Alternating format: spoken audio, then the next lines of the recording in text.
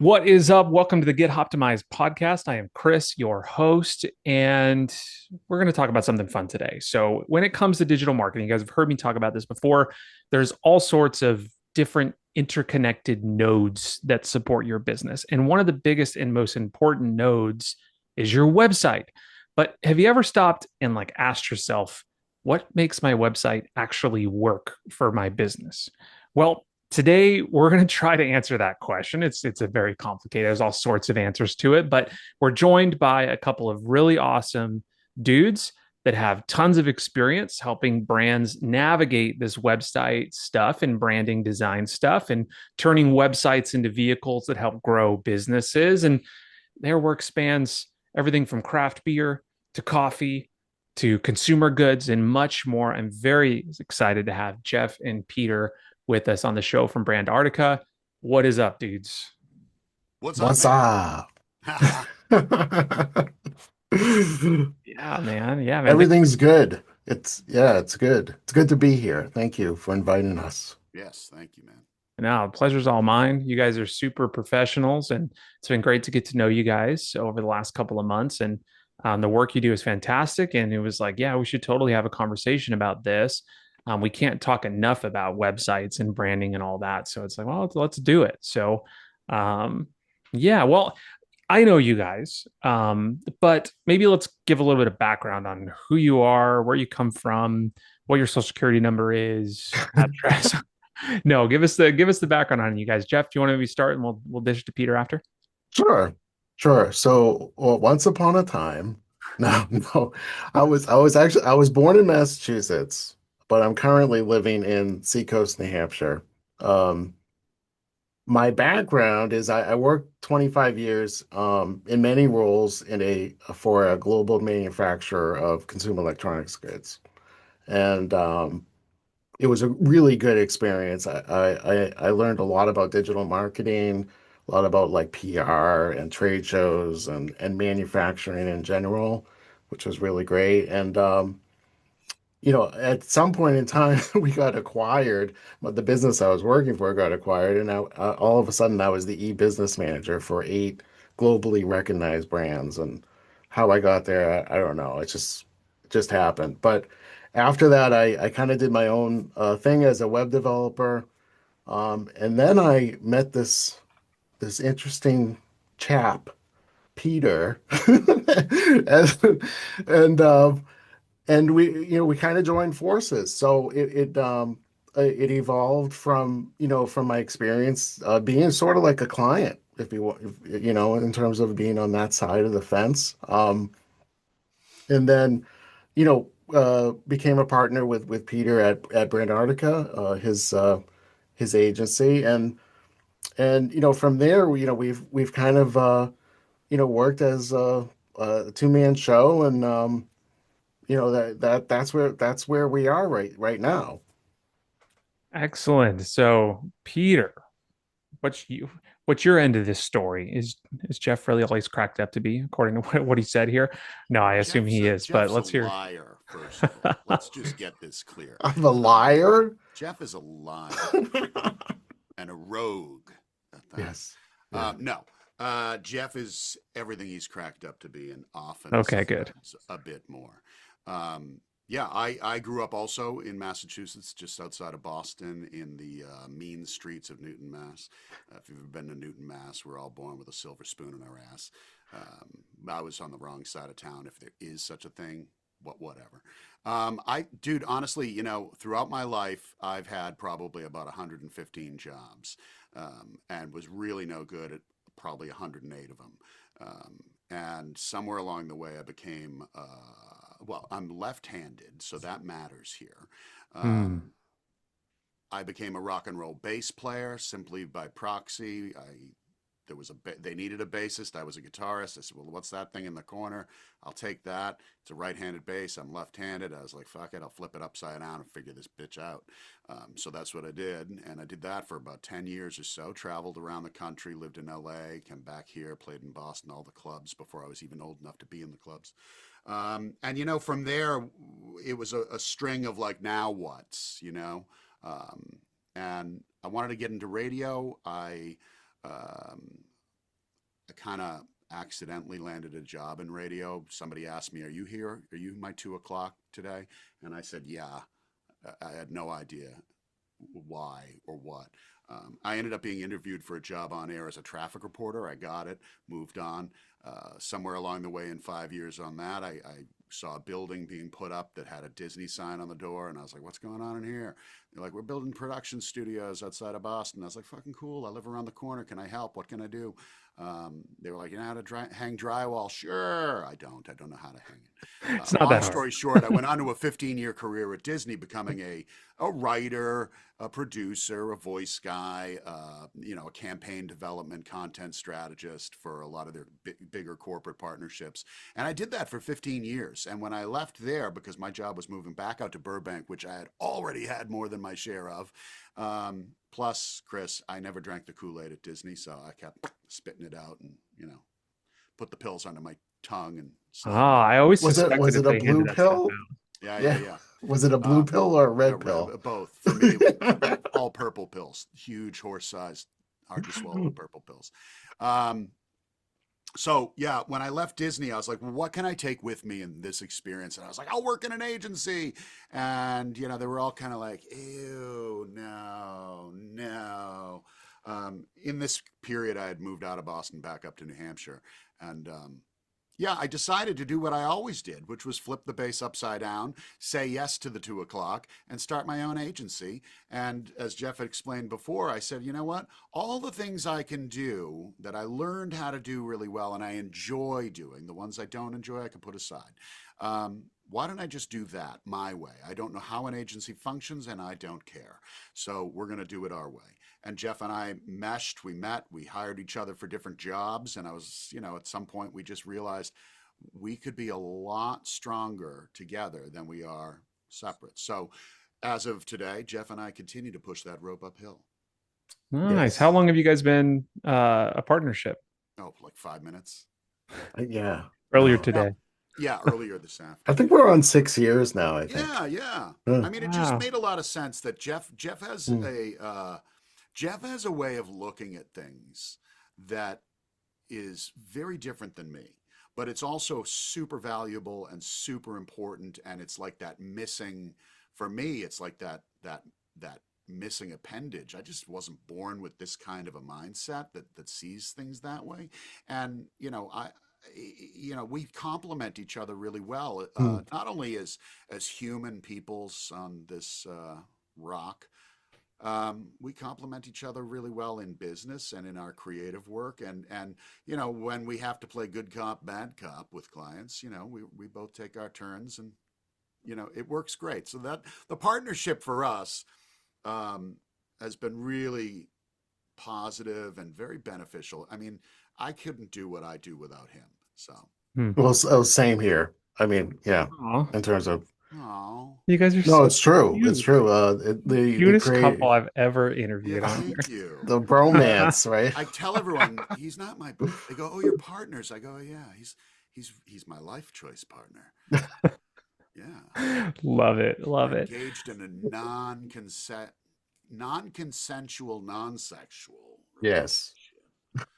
No, I don't think It's we only can. 6 years, guys. There's time. I know. I Don't be know. kidding. Uh, so would it be fair to say that, there's a balance between like the creative person and the operations person? Is that part of where the mesh works Mm, out? yes.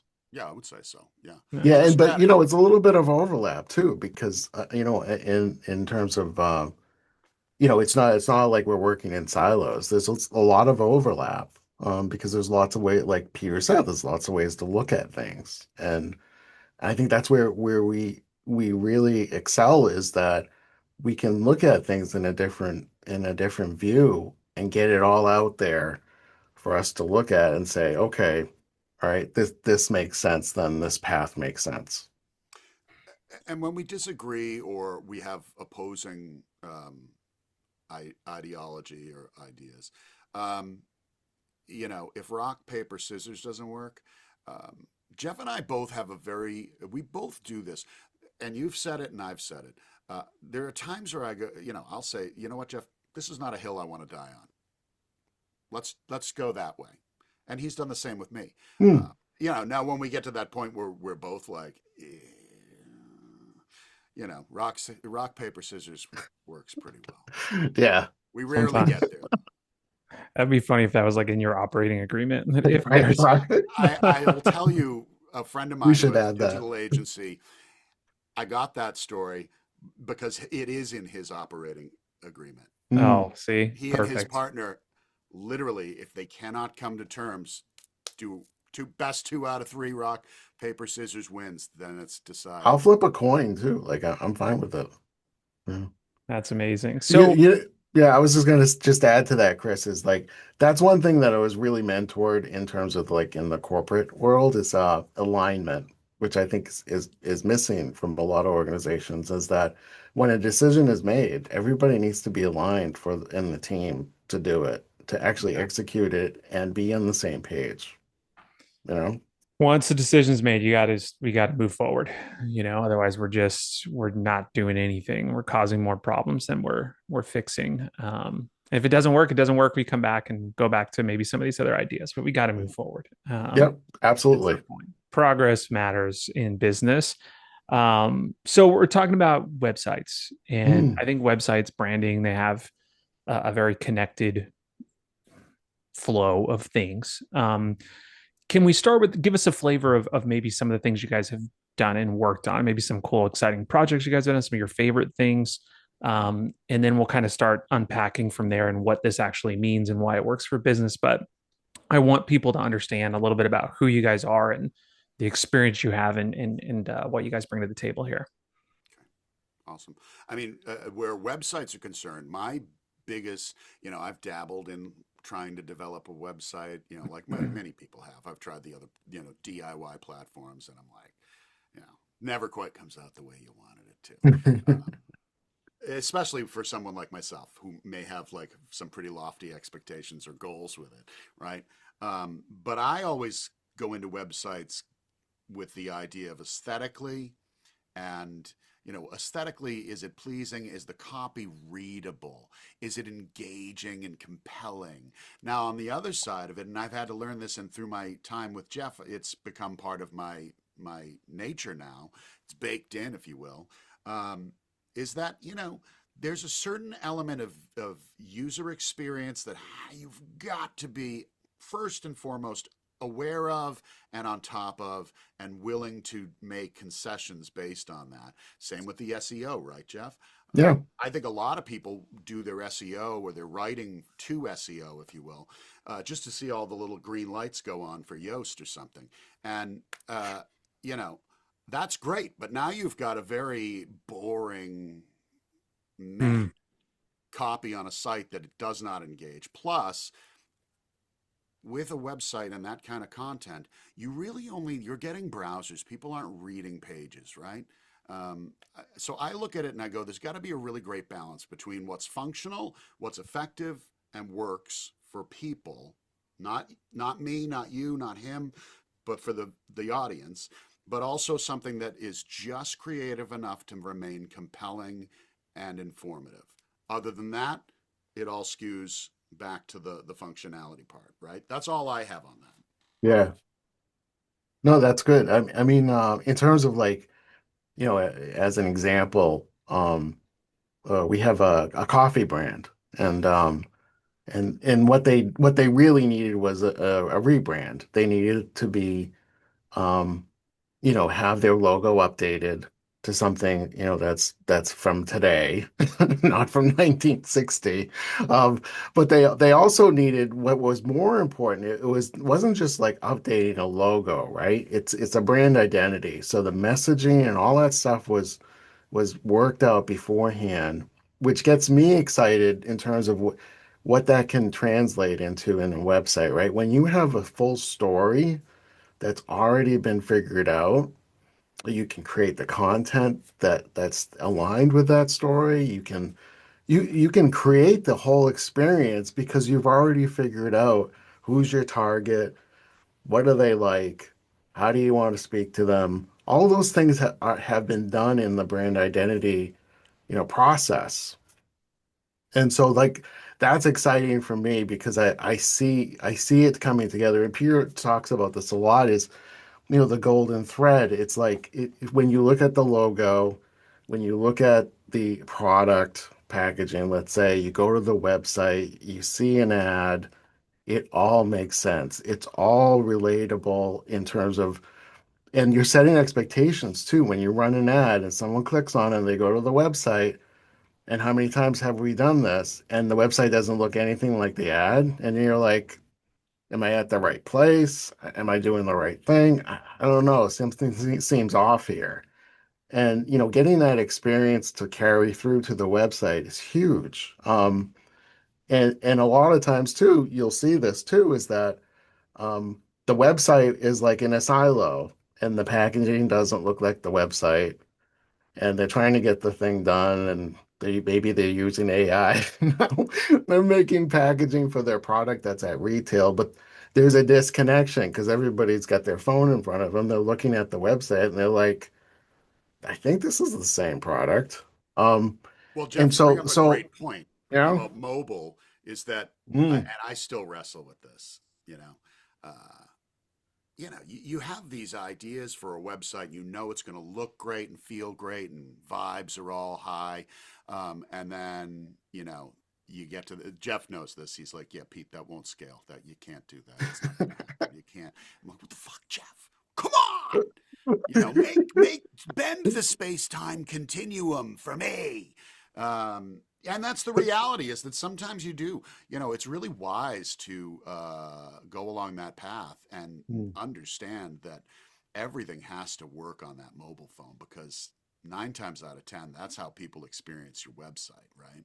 yeah. Yeah, especially nowadays, it's, the mobile first thing has been a Mm, thing for a while. It's not anything new, but so many people, and there's all these different formats too. Mobile isn't just one size anymore. You've got tablet, you've got bigger devices, now you got the flip phones, but they're flip screens and more of a Mm, square format. And like the responsiveness of that has to be part of the website design. But something you were talking about, Jeff, and Peter, I think you allude to this too, is about the brand connectedness through this, and like packaging is part of mm, that, your logo, maybe you've got merchandise that are part of that, your, of course packaging is maybe means a couple things. You've got your, maybe your boxes, but then your cans or your individual product things. And mm, like, if you're working on a website and they're like, yeah, we just want you to do the website, we want this really amazing design, cool thing, cool, but we don't want to change our packaging, we can't do that because we can't afford it, everything's out in the market. How challenging is that then for you guys to like and say, well, we mm. have to try to marry these things up and think about the brand all the way through? Yeah, that has to be challenging, I imagine. yeah, Gives you yeah. heartburn, It maybe. Does. does, Ajita. We have a recent client. We still work with her, and it was a kids sneaker company. Okay, so we really do run the gamut. And Chris, I'm going to say, for anybody that's listening, this is important to me. Uh, every single brand on the planet has a story to tell.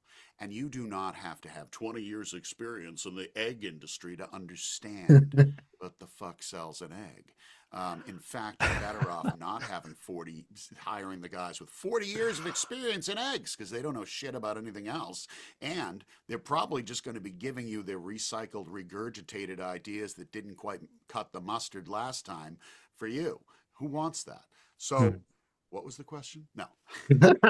We had this brand Ubi sneakers, the Yes. trackable sneakers, and she already had her logo done.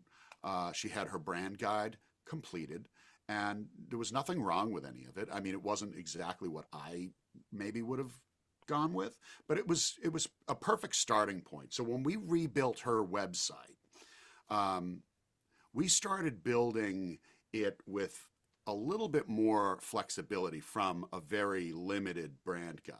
And Mm. what we started to learn was, in collaboration with the client, the owner, who oddly enough, Chris, is the target audience.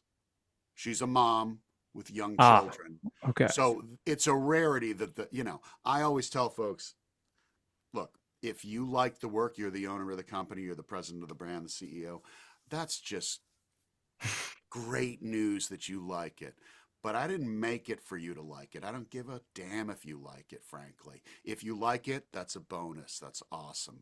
But you have to understand that the audience is not you. You are not the same. In her Yes. case, different story. So one of the things we picked up on right away, because there was a lot of dark colors involved with her brand guide, very plummy, and um, she was starting to create some much brighter, much more gradient styled, uh, lively, vibrant kind of social media. Now we weren't hired to do her social media, and we thought right off the bat we were like, what the hell's she doing? Like that's not even close to what this is. Hmm. So really, what we learned?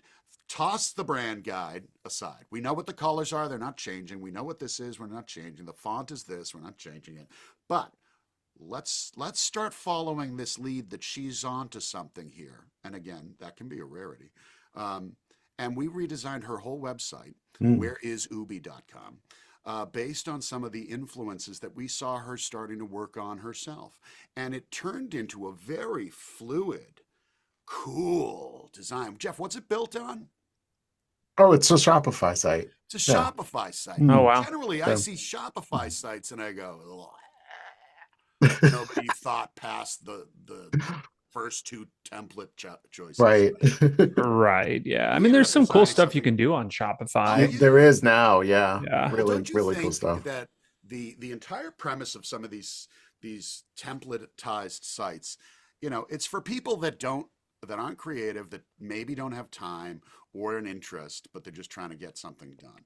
Mm. And then for the rest of us, our job is to break it, take the template and shatter it, and see what we can do with it. Yeah. And Mm. I think that for a lot of those companies, it's good news because they learn a lot from what we do as creators Mm. when we destroy their template and they see like what can be done, and then they learn that maybe there's ways to expand on their template library. Mm. Oh wow. So you guys are like, yeah, we broke it.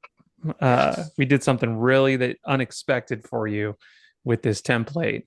Right. And spun it out into something cool. And like kind of coming back to this template site theme, Mm. and where is there a case to be made for using that? And where I'm going with this is like budget, potentially small Absolutely. business. Like there's Yeah. some, there are benefits, right? So you're less likely to have like customization problems. If you're doing it yourself, Mm. something like a Squarespace or a Wix. Yep. But then at what point do you say, well, we need something that is a little bit more advanced, a little bit more creative, and we need somebody to do something fun with it, that breaks Yeah. beyond just the, hey, I've got 4 or 5 boxes I can use and this Mm. kind of thing. Do you guys have a beat on where that point is? Yes. Jeff very much does too, and I'll say this Uh. before you run with wherever.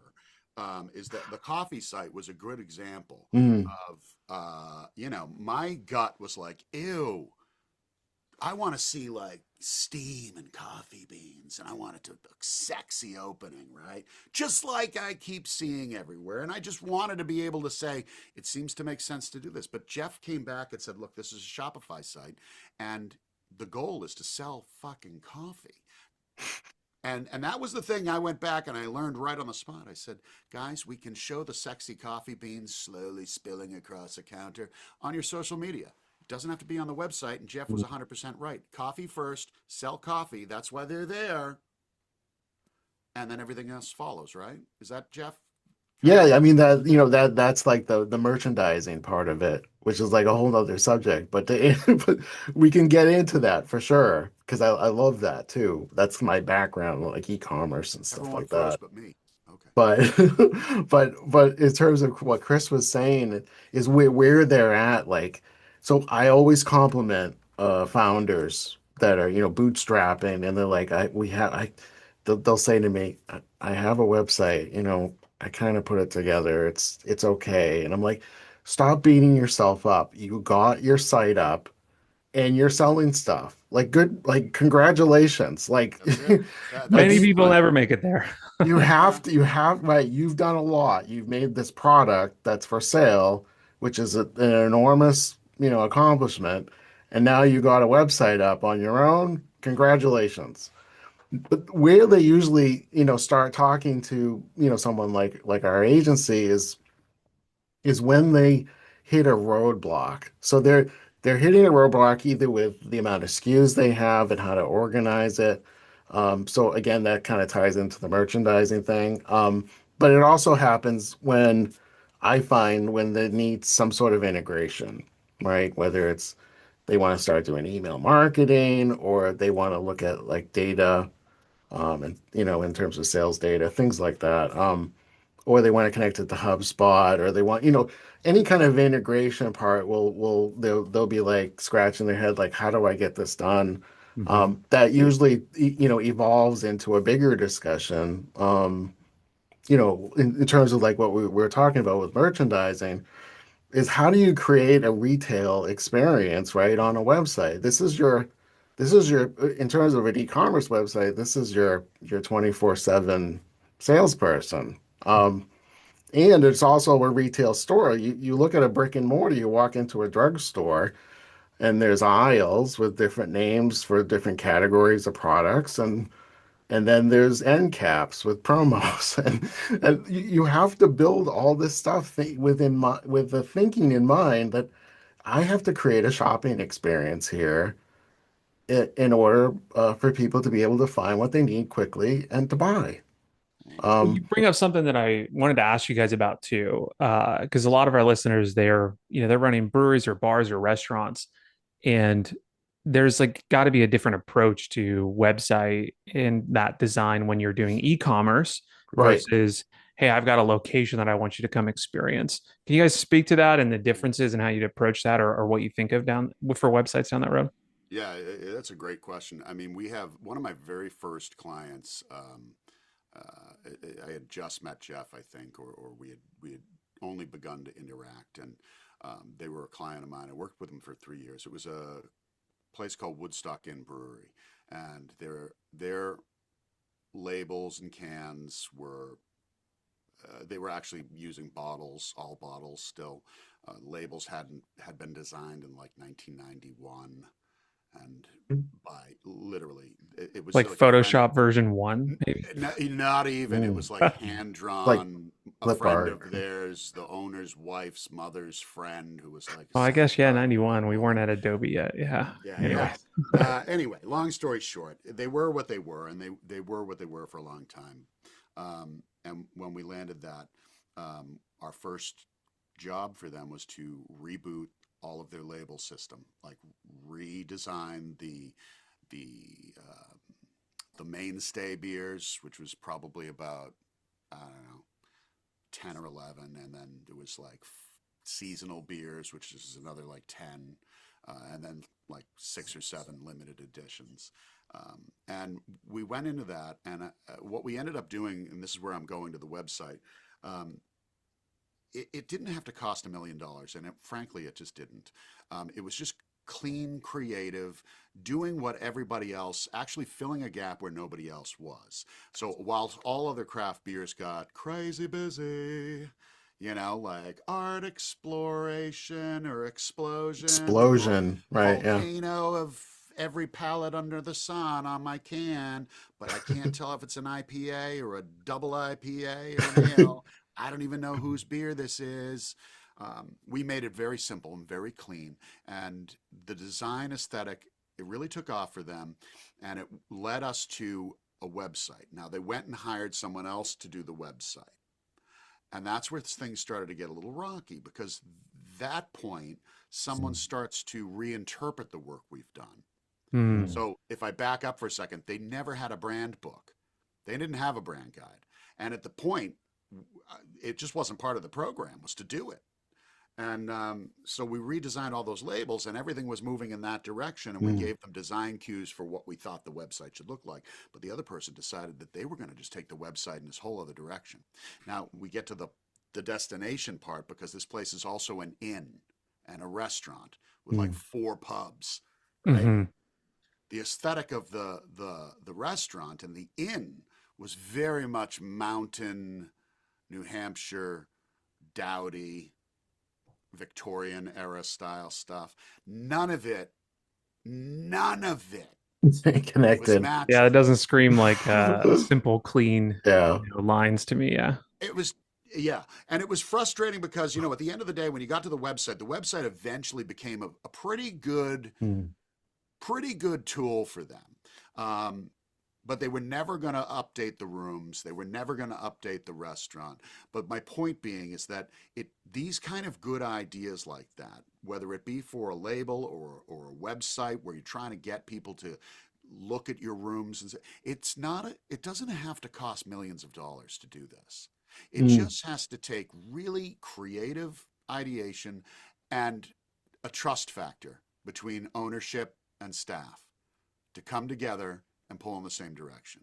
Yeah. And I think no matter where you go from there to the website, to the actual destination, I'm trying to get people to come in and eat. It can all work lockstep. Even if you take it phase one, phase two, phase three, phase four, it doesn't have to cost billions of dollars to do it. You Mm. just have to have trust. You have to be creative with what you've got, and you've got to be willing to take some risk, right? Yeah. There's probably some like functionality and like, you know, business objective things you have to do with this website too when you're thinking brick and mortar versus e-commerce. Maybe Jeff, this is a Mm. good question for Mm. you. Is like, how do we, think about that? And we've Yes. got design we've got to accomplish, but also like we got to get people in the door or we got to sell these Yes. products online. What do you think about that? So here's the thing, right? So like if you're not doing e-commerce and you get a brick and mortar, right? What are the essential things that you have to have? Um, well, number one, you got to make it easy for people to find you and contact you, right? Don't like set up barriers where the only contact information is on your contact page. What the heck is going on, people? Just put a giant, phone number on the top or whatever. I mean, you're a restaurant. They're gonna call you. They want to do takeout, whatever it is, right? They want to know directions. Where should I park? um, you have to give them an easy path. I always drop the Gary V thing is like the least friction possible, right? In the experience. Like that's what it's about. Yeah. It's not about hanging around a homepage for 3 hours. It's about getting them off your homepage and into your door. Like that's what it's about. So for me, like for brick and mortar, like I said, like contact and find the location easy, make it easy for them. But also you got to set the stage, right, for the in-person experience, right? Give them a little bit of a prep for what they're going to experience when they get there, whether it's for the food that you're showing. Stop taking pictures on your iPhone and hire a professional photographer, for God's sakes. I mean, Or at least, Jeff, that goes wipe both this ways. grease off the lens of the iPhone before you take yes. the photo, But that please. goes both ways, guys. That goes both ways. Was it Jeff? Did we go to that restaurant, The Farm? Oh Did you go to God, we that? saw a beautiful website and we went to this restaurant. It was horrible. It was Oh The horrible. no. website was stunning, stunning. Yes. I was like, oh my god, This place wow, is Um, going to be great. it's going to be so so fabulous. They're open for lunch. Holy crap, let's yeah, go, that's where the inauthentic comes dude. into It was play, right? sticky. Um, The menu was not only gross, like just all frozen, it's fried, deep fried oiled was food. But nothing the what we menu expected. itself was literally, dude, sticky. It Dude, was like Sticky. that it is was not a good like way to start your experience. But yeah, it was yeah, like Lincoln Park played in the dining room last night and right. didn't clean up after. It was. I was just But gonna that I was gonna say too, like show the human side, right, of Now your that's the part. team. I go, Oh, should their website suck too? No, but like no. you've got a gorgeous website. You obviously spent time and money on photography and the Mm, web design. Well, get a bottle of Fantastic and start cleaning the shit up because Mm. I would never go back there. I would never tell anybody to go there. Well, it sets the wrong expectation, and then that expectation doesn't get delivered on, and then you've actually kind of set yourself up for like even worse. Like if you said the promise like, hey, we're not that great of an establishment, someone shows up and you're okay, then okay, at least you mm. met the expectation. But if you're like, man, we are dope, and then you show up and you're like, this is not dope, not even This is close, like not dope. It's I'm leaving dope a or bad nope. review. Yeah, we were just talking about this with like sometimes social media ads, and I'm flipping like everyone else, right? I'm scrolling, blah, blah. There's an ad. It's beautiful, and like the product is really compelling. Like I'm totally engaged, right? They did a great job. I clicked the stupid thing, I go to a website and I'm like, I ain't putting my credit card in here. This is a nightmare. Like I'm looking at something, the SSL isn't working. I mean, I'm a web developer, right? But Yeah. other people are like, where's the warning signs, right? Where are the, oh my God, this doesn't look like the ad and the product's there, but I'm not putting, I don't trust it, right? So expectations are so important. And that's why you can't separate like the physical experience with the web experience anymore. They have to work hand in hand, or you're not completing that experience. And that goes back to the consistency of brand. So if you make a really great beer, the outside package, before I even get into the product itself to discover how great it is, has to be considered a reflection of the product inside of it. Hmm. So if you start with a smart, realistic, authentic, I hate that freaking word, but you know, package or design, label, and you have a great product inside of it, you're two for two. And then, you've got the rest of the experience when you visit the website to look at the calendar to find out where to park. It's all there for you because they've figured out your customer journey. Jeff talks about that a lot. That Hmm. customer journey is now moving in the same direction with that thread, and you get all the way through to the final experience where you've had food, it's good, it was fun, it was clean. It's like, you guys ever go to a restaurant and the first thing you do is you go into the men's room and you go, nope, I ain't eating Hmm. Funny enough, my dad uh always told that to me. He's worked in restaurants his whole life. I grew up in kitchens, and he's like, one of the best ways to tell the quality of a restaurant is go into the bathroom. And if it's a mess and dirty and clean, think about how clean their kitchen is here. and all the other things they're doing, because they clearly don't care about this It's piece. And Isn't it's Yeah, that dead funny, but on, it's right? true. It's true. I know. I mean, but I don't literally go into hmm. restaurants to go to the bathroom first. I don't. But like, there are times where halfway through the meal, I might get up and go in the bathroom and go, "Oh my god, Yeah, Oh no. but what I did I was just just do?" what did I? I was just thinking about what Peter was saying, like in terms of alignment, like even of the staff, right? And understanding like what the website is. Like actually imagine that the staff visits their own company website every once in a while. But Wow, yeah. anyway, what I was thinking is like here's a scenario, right? So somebody, shows up to a pub or whatever, and they have a musical, artist there, and it's a Thursday night or whatever, and so the guy goes up to the bar and he says, do you have, music here every Thursday? And the bartender says, yeah, we do. You should go to the website and you can, if you sign up there, we'll send you an email, let you know what our schedule is and who's coming. Hmm. Like, without having that conversation with your staff in terms of what is possible in terms of customer service and in terms of getting more people in the door, like it doesn't just stop at your website. Your website is a tool, Mhm. but it's only as good Yes. as people using it. Drives me nuts when I see, especially like brewery websites, because we look at a lot of those things, and it's like, yeah, we're really struggling to get people to come to our events, and we go pull up their event calendar, and it's like there's no events on this event calendar. A little Like, moth comes out. Yeah, yeah, it's like, guys, we got to yeah. have this stuff up there. And like, it's more than just, hey, we put it up there to put it up there. These things impact SEO. You can use them as landing pages to push your ads to these event pages. And Mhm. like, it's not just event pages. You could have pages that are for your promos, your menu, your brunch that you just launched, your contact information, your weekly trivia nights that you're doing. Yeah, It's an information hub. That's right. Um, in a lot of ways, and that's what makes it effective for business. But then you got this like creative element to it where it's like, okay, now we can make people feel good and make them really love us, and that's where the art and the science of it comes in, which is tricky, right? Yeah, I think yeah. that's such a great point too, because like we did work with a brand that was brand new. Um, was it? They were about 2, 3 years old now. Called Local Time Brewing, and they're in North Carolina. They're a tap room that opened. They've Hmm. just, congratulations, opened their second location. While Nice. most people are shuttering their doors and going, we can't keep afford to keep the business going, they're actually opening locations. But That's fantastic. Yeah. yeah, really wonderful. And I think part of that. I would say most of that success is that they're very smart business people. Okay. Mm. Now we're not. I'm not. I'm a terrible businessman. Um, You're terrible. doing good so far. I'm the worst. That's not It's true. him. It's that guy over It's there not. that It's can't not true. figure out how this works.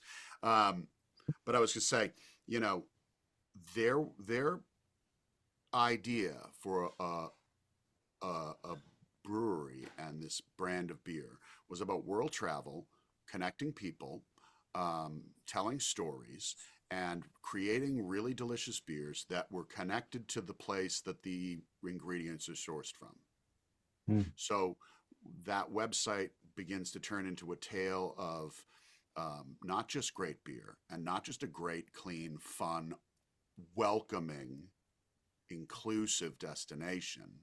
Um, it becomes stories about the world and Mm. pictures of things and informational that's fun about other cultures, and you learn a little bit while you're there.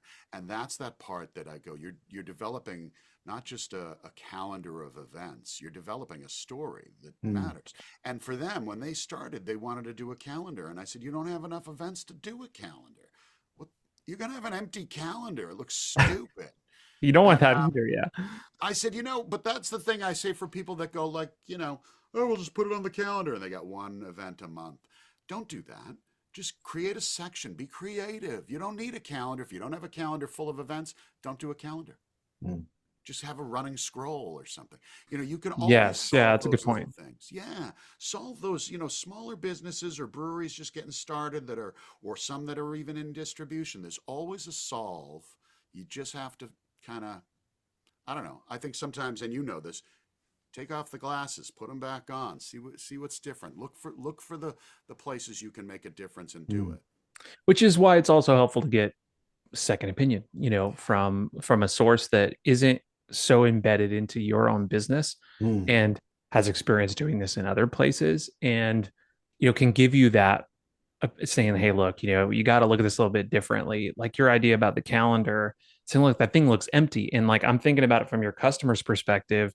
We don't want that, but we still want to show this information. Let's just do this a little bit differently. And it's Mm. going to be better. It's like, wow, what an eye opening thing. You zoom out for a second and you're like, oh man, I can't believe I didn't see this. It's slapping me in the face.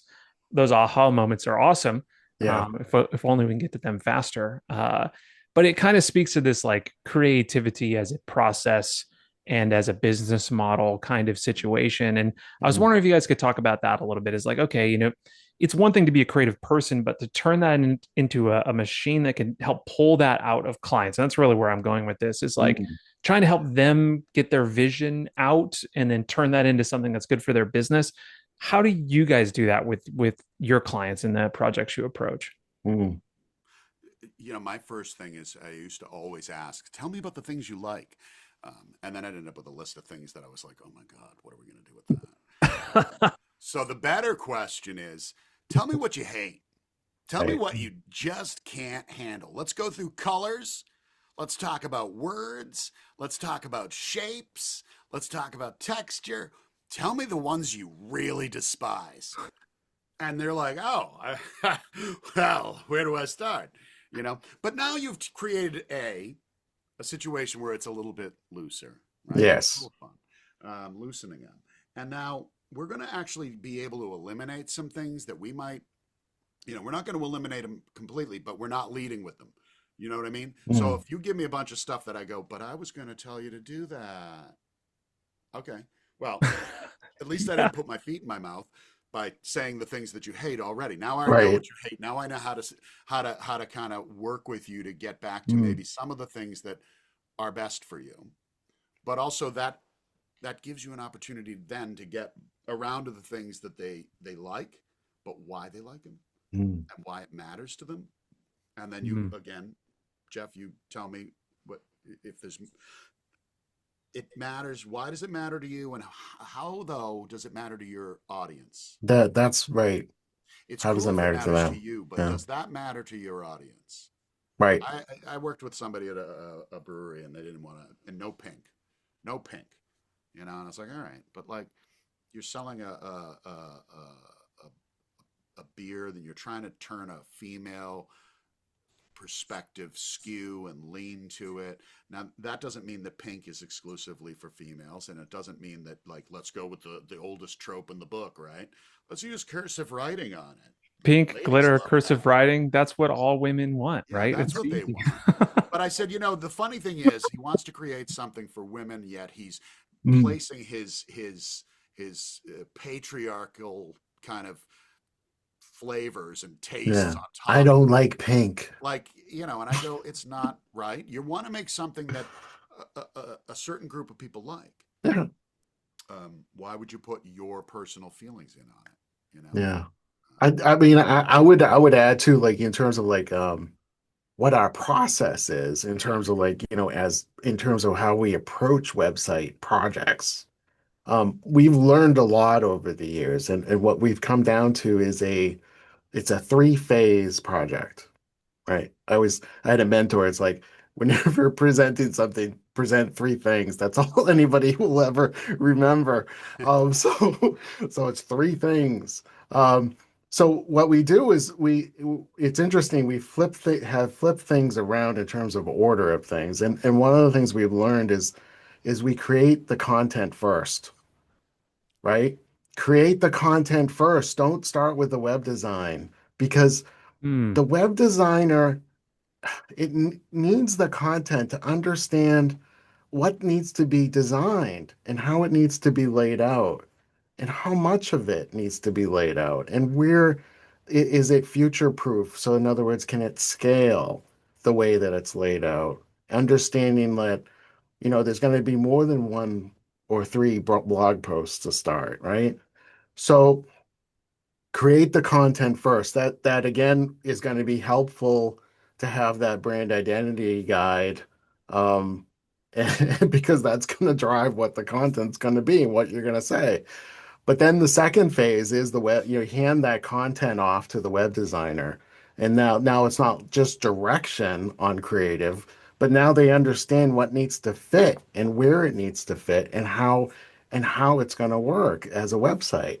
Um, and then lastly, and it's probably because I'm a former full-time web developer. Um, Hand the content that and the web design that's been approved by the client to the web developer so that we can get this thing spun up really quick Mm, because there's no, oh, I have a different idea for this page.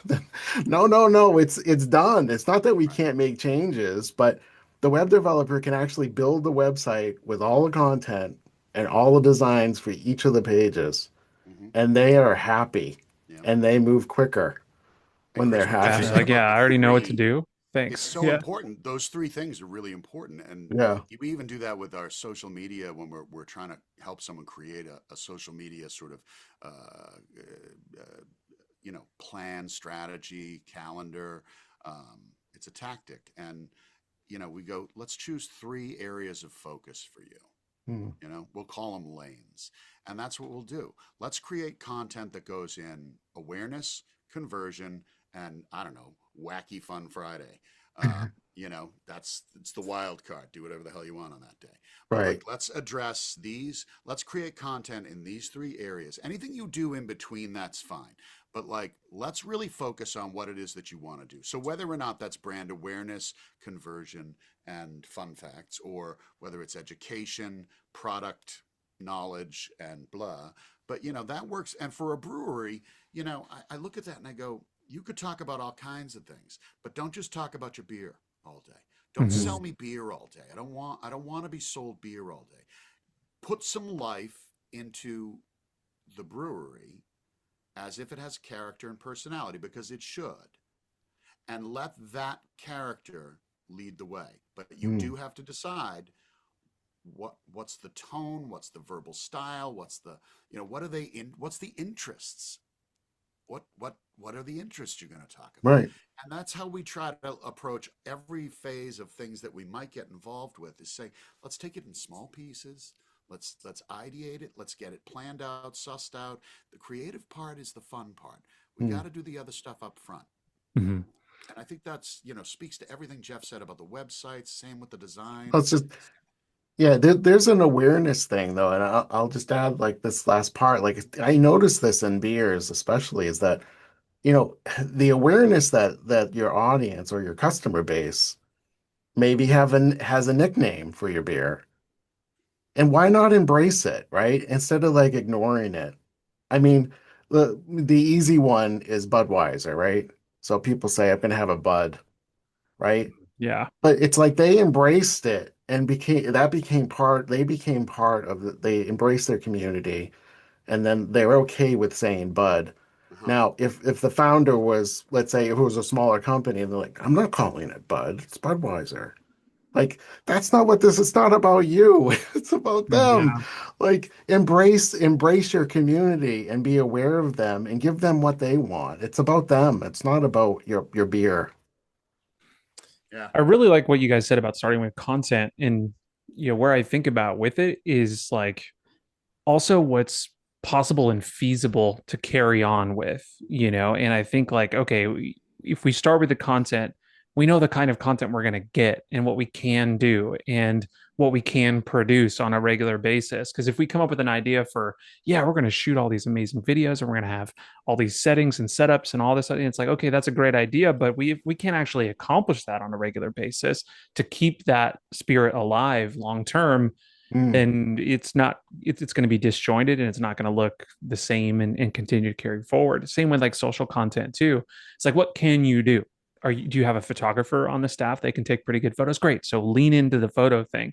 Do you have somebody that can be fun and be in front of the camera? Great. If you got that person, go for it. Let's build a machine around that. But if you mm, don't have that, don't try to be that and then build your whole strategy around something that you can't actually deliver on, right, you know? That's that right. strengths and weaknesses thing. You Yeah. know, work on your weaknesses. Work on your weaknesses, but work on those backstage. Lean into your strengths and lead with the strengths. Your weaknesses, you can catch them up, and then maybe some of those things you realize aren't as important to Mm. your overall success. So maybe you can let them go and not worry about them. Build your strategy around it too. Start somewhere you can win. Yeah, That's exactly right. Right. Yeah. absolutely. Well, Yeah. guys, this has been amazingly educational. You guys are so knowledgeable, and I want to encourage everybody to go check out the work that you've done. If they're considering doing web work, brand work, content work, you guys are definitely folks to chat with. Speaking of that, how does that work? Where are you guys at? What's the best way to get in touch with you? Who do Oh, you looking to talk to? Tell us. Oh, Jeff, I will say this. I'll say, you can find us at brandartica.agency. And that's Hmm. Brandartica, spell it with me, brand, art, ICA, yes. Brandartica. Antarctica. Dot agency, but dot com will get you there too. Jeff and I are all over LinkedIn. You can't miss us. We leave, you know, trails and tracks everywhere. There's a string of dirty clothes everywhere that you'll find on LinkedIn from us. And Jeff, who are we looking to talk to? We're not. Yeah, I mean we're it's funny. We work with, businesses in all different industries, but we really do love businesses that have physical products. So obviously food and beverage is something that we really love working with because we're foodies, number one. The other thing is we have really deep experience in terms of things like packaging and e-commerce and that kind of thing and retail. So that's exciting for us, but it's not that we would turn anyone away in terms of a service business. I think ultimately it's all about the experience, right? The a customer experience and how do we create that experience? And as Peter said earlier, that applies to pretty much everything. I'll close it with this. We work with anybody that wants to be noticed. Mm, And I mean noticed. I don't mean like we want to just use bright, obnoxious, this, that, and the other thing, and hopefully someone sees it. Brands that just want to do what everybody else is doing, we can do that. But I mean, it seems a little unnecessary to waste your money and time on it. So we really do work well with brands that trust us as much as we trust them because we look at this as a partnership. If you fail, we have failed you in some way. mm, If you succeed, we are part of that success. So it's personal for us. It's not just a job. and you're getting invoiced, it really matters that you care about your business more than Jeff and I are going to care about your business. And we've had this happen. Mm. When we start to realize that we care more about the business than the people that own the business, that relationship is coming to an end. It will end. Yes. So, Great point. anyway, Chris, thank you for having us, I man. know this is great. Dude, it's my pleasure. I love learning from folks every single time we do this. And so part of this is me being like, oh man, I got to talk to these guys about this thing because it's been bothering me or it's something I've thought of for a while. So Mm. thank you both for being here. And I know our audience will get some value from this. We will put all of your links and everything in the show notes. Definitely go check out these folks, these guys on LinkedIn. They do the Thursday LinkedIn live thing that's Mm, hilarious and fun and educational. Definitely scope that.